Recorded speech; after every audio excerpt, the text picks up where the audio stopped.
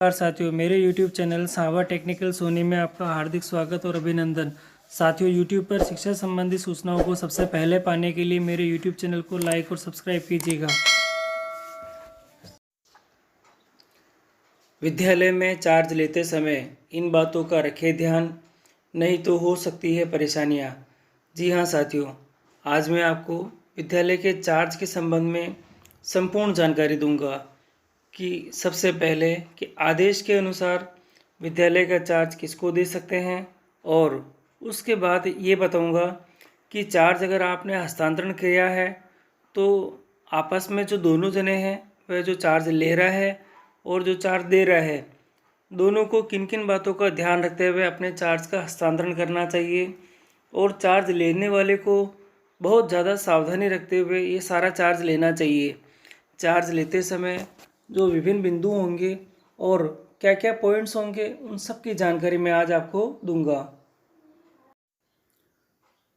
साथियों, सबसे पहले कार्यालय निदेशक प्रारंभिक शिक्षा राजस्थान बीकानेर के द्वारा एक आदेश पारित हुआ था। उस आदेश के अनुसार चार्ज किन किन को दे सकते हैं और चार्ज लेने वाला कौन हो सकता है, इसके बारे में मैं आपको बताता हूँ। इस आदेश के अनुसार कहा गया है कि राज्य में संचालित राजकीय प्राथमिक और उच्च प्राथमिक विद्यालयों के सुचारू संचालन व दैनिक कार्यों के निष्पादन हेतु विद्यालय के कार्यभार के संबंध में इस कार्यालय के समसामयिक आदेश दिनांक 20/1/2017 में संशोधन किए जाकर निम्नानुसार संशोधन कर दिशा निर्देश जारी किए गए हैं।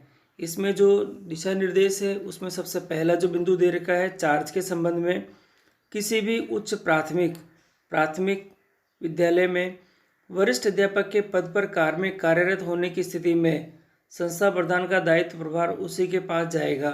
इसका मतलब सबसे पहले आपको ये देखना है कि आपके विद्यालय में कोई वरिष्ठ अध्यापक है क्या। अगर वरिष्ठ अध्यापक है और वह सबसे बड़ा सीनियर है तो आपको जो चार्ज है उसी को देना होगा। वरिष्ठ अध्यापक का पद रिक्त होने अथवा स्वीकृत नहीं होने पर वरिष्ठतम अध्यापक या प्रबोधक पद पर कार्यरत कार्मिक द्वारा संस्था प्रधान के दायित्व का निर्वहन किया जाएगा। इसका मतलब ये हुआ साथियों कि यदि आपके विद्यालय में वरिष्ठ अध्यापक का पद है और उस पर कोई कार्यरत कार्मिक नहीं है या वरिष्ठ अध्यापक का पद ही नहीं है, तो उस स्थिति में जो अध्यापक है उसमें वरिष्ठतम कौन है या प्रबोधक है, दोनों में से जो वरिष्ठतम है उसे विद्यालय का चार्ज दिया जाएगा। वरिष्ठ अध्यापक प्रबोधक का पद भी अगर रिक्त है होने की स्थिति में शारीरिक शिक्षक द्वारा संस्था प्रधान के दायित्व का निर्वहन किया जाएगा। यानी जो पीटीआई टीचर होते हैं उनको ये जो प्रभार है वो मिल सकता है साथियों। इसके बाद आगे दे रखा है उपयुक्त अनुसार बिंदु संख्या 1 से 3 तक के अलावा अन्य स्थिति होने पर वरिष्ठतम शिक्षाकर्मी पैरा टीचर ट्रेनी अध्यापक के पद पर कार्यरत कार्मिक द्वारा संस्था प्रधान के दायित्व का निर्वहन किया जा सकता है। कार्मिक की वरिष्ठता का निर्धारण संपूर्ण सेवा अवधि के आधार पर ही होगा।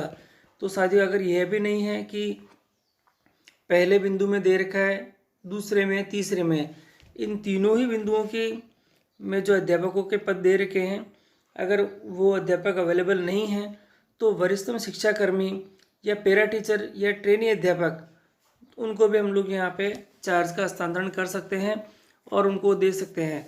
जो वरिष्ठता का निर्धारण किया गया है, इसका मतलब ये है कि सबसे पहले पोस्टिंग किसको मिली हुई है उस पद के अनुसार, उसी को वरिष्ठ अध्यापक कहते हैं और उसी को चार्ज का हस्तांतरण किया जाना चाहिए। तो सबसे पहले तो ये जो बिंदु थे कि चार्ज किस किस को दे सकते हैं, तो ये आपके यहाँ से क्लियर होगा। अब चार्ज लेते समय हमें किन किन बिंदुओं का ध्यान रखना होगा उसके बारे में मैं बताऊंगा आपको। साथियों, यदि आपको विद्यालय का चार्ज दिया जा रहा है तो आपको इन बहुत महत्वपूर्ण जो बिंदु है उन सब के बारे में आपको ध्यान रखना होगा। इसमें जो पहला जो बिंदु दे रखा है वह है विद्यालय का रिकॉर्ड। दूसरा बिंदु है स्टॉक रजिस्टर, स्थायी और अस्थायी के बारे में, वित्तीय लेखा संबंधी जो कागज़ होते हैं वो, और एक सबसे महत्वपूर्ण बिंदु होता है जो आपको चार्ज दे रहा है उसकी कितनी प्रतियां आपके पास में रखनी है। तो चार्ज हस्तांतरण की निम्नलिखित प्रतियां भी आपको बतानी होगी। तो साथियों, ये है जो महत्वपूर्ण बिंदु। परंतु अब मैं आपको बताता हूँ कि हर एक बिंदु के अंदर आपको क्या क्या बातों का ध्यान रखना है। साथियों, जो सबसे महत्वपूर्ण है पहला बिंदु वह है विद्यालय का रिकॉर्ड।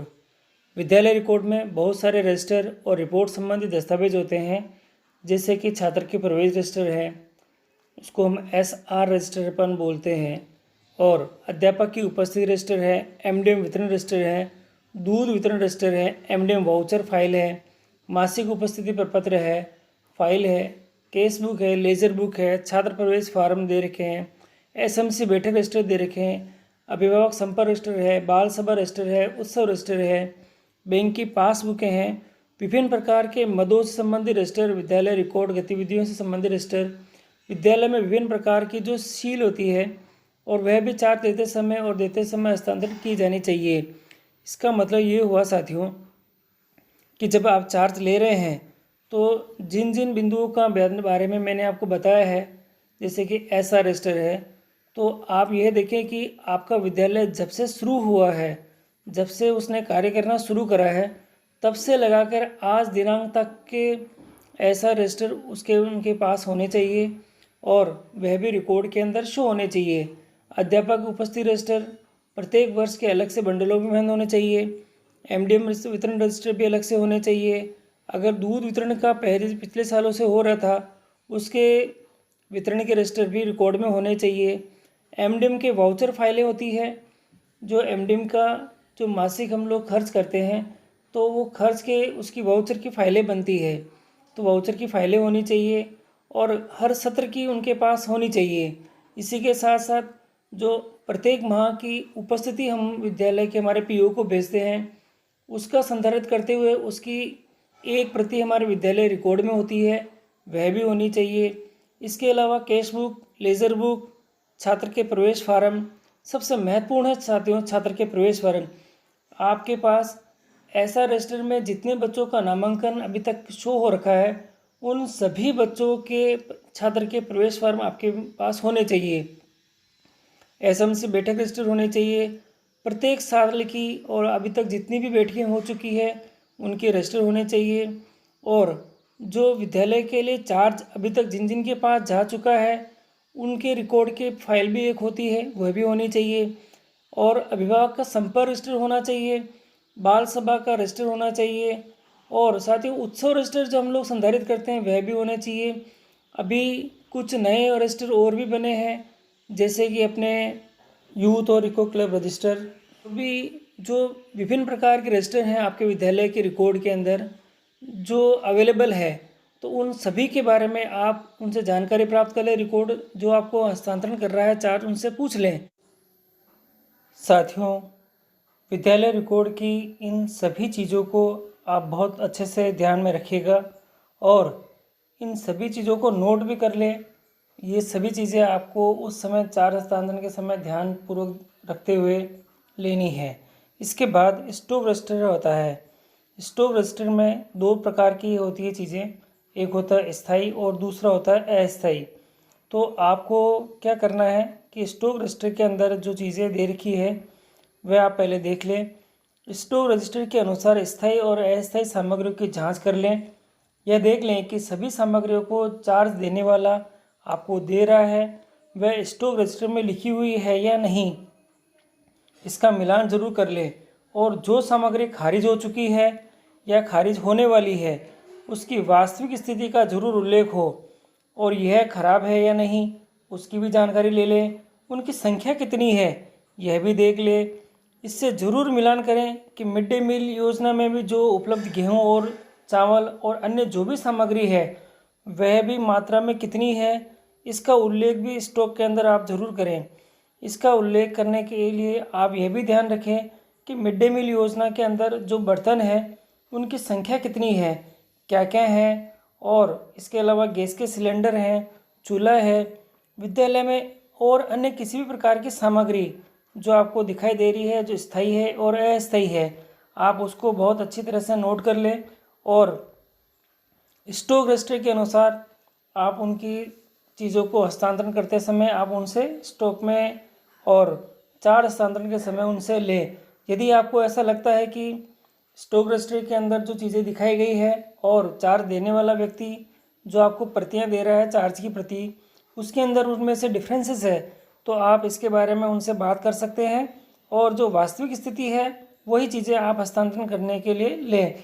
और यह भी ध्यान रखें कि जो सामग्रियाँ दे रखी है उनमें जो सामग्री बीत चुकी है, यानी वह अब अवेलेबल नहीं है, तो उन्हें खारिज कराना है, और खारिज भी विधि के अनुसार कराना है। ये भी हो चुका है। और खारिज कराने के बाद जो भंडार सामग्री का चार्ज जिसके पास है, आप उससे इसके बारे में बात कर लें और उन्हें कह दें कि जो सामग्री खारिज हो चुकी है उन्हें खारिज करके बताएं, और उनकी संख्या आप वास्तविक संख्या ही लिखें। अगर वह नहीं है अवेलेबल तो उसको नील करके बताएं, और स्टॉक रजिस्टर के अंदर एकदम वास्तविक स्थिति का आप ब्यौरा उनसे लें। और यह करने के बाद आप अच्छी तरह से जांच पड़ताल करने के बाद ही स्टॉक रजिस्टर से संबंधित चीज़ों की जांच पड़ताल कर लें। और चार्ज के समय इसके बारे में बहुत ही ध्यान रखें, क्योंकि ये सामग्री आपको जब आप वापस किसी को चार्ज देंगे तब वह आपसे मांगेगा। अगर वह सामग्री अगर विद्यालय में नहीं है और चार्ज लेते समय आपने ले ली है तो आप उसे किस प्रकार से आगे वाले को देंगे, तो ये आपके लिए बड़ी परेशानी का सामना करना हो सकता है। साथियों, तीसरा जो महत्वपूर्ण भाग है वह है हमारा वित्तीय लेखा संबंधी। इसके अंदर बैंक की passbook, cash book, laser book, विगत वर्षों के सभी बिल वाउचर की फाइलें होती है, उपयोगिता प्रमाण पत्र की फाइलें होती है, यानी हमारी यूसी की फाइल होती है, और अन्य मदों में खर्च किए गए विवरण तथा होते हैं। इसके अलावा भी आप ये जांच कर लें कि बैंक की पासबुक की अंतिम एंट्री जो बता रखी है चार्ज देते समय, और आपके कैश बुक के अंदर जो अंतिम एंट्री है बैंक बैलेंस की, वह दोनों सेम है या नहीं है। अगर इसमें किसी भी प्रकार का अंतर हो तो आप उसको सही करवाएं, और उसे सही कराने के बाद ही वित्तीय लेखा संबंधी चार्ज का आप हस्तांतरण करें, या आपको जो लेना है चार्ज तब ये चार्ज आप लें। और कैश बुक में जो अंतिम एंट्री है उसमें डिफरेंस बिल्कुल नहीं होना चाहिए, ये समान ही होनी चाहिए। रोकड़ में कितने रुपए हैं यह भी देख लें, और वह चार्ज हस्तांतरण के समय आप एक्सेप्ट या उसको जो ले रहे हैं तो ये भी ध्यान रख लें कि जो कैश बुक का जो चार्ज है उसमें कैश जो रुपए आपको दिए जा रहे हैं वह किस मद के हैं यह भी आप देख लें। और सबसे महत्वपूर्ण आप ये देखें कि आपके बैंक के बैलेंस के अंदर, यानी जो बैंक की पासबुक में आपको जो बैंक का बैलेंस दिखा रहा है, कैश बुक के अंदर भी जो बैंक का बैलेंस दिखा रहा है, दोनों ही सेम है। तो वो जो सेम है, टोटल जो रुपए बता रखे हैं उसमें वह किन किन मदों के हैं, हर मद के अलग अलग रुपए होंगे, और उन सब का जो योग है वह उस बैंक की पासबुक के अंदर बैलेंस में दिखा रहा होगा, और कैश बुक में भी वो दिखा रहा होगा।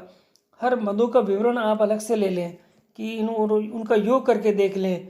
वह योग आपकी बैंक की पासबुक का अंतिम जो शेष है वह होना चाहिए। अगर इसमें भी कोई डिफरेंसेस हैं तो आप इसके बारे में उनसे बात कर सकते हैं चार्ज देने वाले से, और उसको सही कराकर ही आप इसके बारे में चार्ज लें। तो इस चीज़ का आप थोड़ा ध्यान रखिएगा। और इसके अलावा भी काफ़ी सारी चीज़ें हैं जो आपको वित्तीय लेखा संबंधी चीज़ों में ध्यान रखनी है। बड़ी जो स्कूल्स हैं उनके अंदर वित्तीय लेखा के अंदर अलग अलग भाग और भी होते हैं, जैसे छात्रकोष का रजिस्टर भी अलग से होता है, और भी काफ़ी सारे रजिस्टर होते हैं। एसएमसी है, एसडीएमसी है, दोनों भी होती है काफ़ी स्कूलों के अंदर। तो उनके भी अलग से मद होते हैं। विद्यालय के विभिन्न प्रकार के जो पैसे प्राप्त होते हैं उनके लिए अलग से मद दे रखे हैं। तो हर एक चीज़ के जो मद का विवरण है आप ज़रूर चार्ज हस्तांतरण लेते समय आप उनसे लें। इसके बाद जो चौथा बिंदु आएगा आपके, वह चार्ज हस्तांतरण की लिखित 3 प्रतियों के बारे में है। साथियों, अब आपके ये जो तीनों बिंदु हैं वह पूर्ण हो चुके हैं, यानी अगर ये तीनों ही बिंदु ओके हैं तो इसका मतलब आप चार्ज लेने के लिए तैयार हैं, और अगला वाला भी चार्ज आपको देने। तो आप क्या करें कि जो चार्ज हस्तांतरण है वह लिखित में 3 प्रतियों में आप लें। तो ये सारी सामग्रियाँ हैं, उनका चार्ज आप लिखित की 3 प्रतियों में लें। एक मूल प्रति होगी, बाकी उनकी फ़ोटोस्टेट भी चल सकती है। तो आप जो मेन जो मूल प्रति है वह आप अपने उच्चतम कार्यालय है उसको प्रेषित कर दें, और इसकी जानकारी दे दें कि चार्ज हस्तांतरण हो चुका है, और इसके लिए जो एक प्रति है आपको प्रेषित की जा रही है। जो दूसरी प्रति है वह विद्यालय रिकॉर्ड में रखें। तीसरी प्रति आप चार्ज हस्तांतरण जो आपको कर रहा है व्यक्ति, उसको आप दे सकते हैं उसके खुद के रिकॉर्ड के लिए कि भाई चार्ज हस्तांतरण किया गया, उसमें ये सामग्रियाँ उस व्यक्ति ने आपको चार्ज हस्तांतरण के लिए दी थी। अगर आपको भी आवश्यकता है तो एक प्रति आप भी रख सकते हैं आपके स्वयं के लिए। और ये सभी कार्य पूर्ण होने के बाद साथियों, चार्ज की जो लिस्टें बनेगी उनके अंतिम में, जहाँ चार्ज की लिस्टें के अंतिम पृष्ठ होगा और अंतिम सामग्री लिखी होगी, उसमें थोड़ा स्पेस देके आप दो जगह पे, एक लेफ़्ट में एक राइट साइड में, यहाँ जो चार्ज आपको जो दे रहा है व्यक्ति वह चार्ज देने वाला, और इधर चार्ज आप ले रहे हैं तो चार्ज लेने वाला, दोनों के हस्ताक्षर करने हैं इसके नीचे। तो दोनों ही जगह पे आप ध्यान रखिएगा। यह पूरा कार्य होने के बाद जो प्रतियाँ होती है उनके नीचे की तरफ चार्ज देने वाला और चार्ज लेने वाला दोनों ही यहाँ पे अपने अपने हस्ताक्षर करेंगे। और हस्ताक्षर करने के बाद नीचे जो आपका विद्यालय है, विद्यालय के संस्था प्रधान की जो सील है वह लगेगी। और अगर इसके बीच में आप किसी को गवाह को भी रखना चाहते हैं तो एसएमसी के गवाह रख सकते हैं, और इसके साथ ही एक एसएमसी की सील भी लगेगी। क्यों? अदेय प्रमाण पत्र। यह अदेय प्रमाण पत्र जब सारी काम कंप्लीट हो जाए, चार्ज आप हस्तांतरण कर लें, और ये सभी कंप्लीट होने के बाद जिस व्यक्ति ने आपको चार्ज दिया है आप उसे एक अदेय प्रमाण पत्र जारी कर सकते हैं। इसको इंग्लिश में नो ड्यू सर्टिफिकेट बोलते हैं। यह इस चीज़ का सर्टिफिकेट है कि उसने आपको संपूर्ण चार्ज दे दिया है। अब किसी भी प्रकार का चार्ज विद्यालय से संबंधित उसके पास नहीं है और वह इस चीज़ से मुक्त है अब। और जो चार्ज के संबंध में सभी जिम्मेदारियां हैं अब उससे हट चुकी हैं, और जिसने चार्ज लिया है अब वह सारी जिम्मेदारियां उसके पास आ चुकी है। तो ये उस व्यक्ति के लिए है अदेय प्रमाण पत्र जो आपको चार्ज हस्तांतरण कर रहा है। तो यह जारी करने के बाद चार्ज से संबंधित सभी चीज़ें इसमें कंप्लीट हो चुकी है। इन सभी को ध्यान में रखते हुए आप हमेशा चार्ज का उचित और सही विधि से ही चार्ज का हस्तांतरण करें और चार्ज को ग्रहण करें।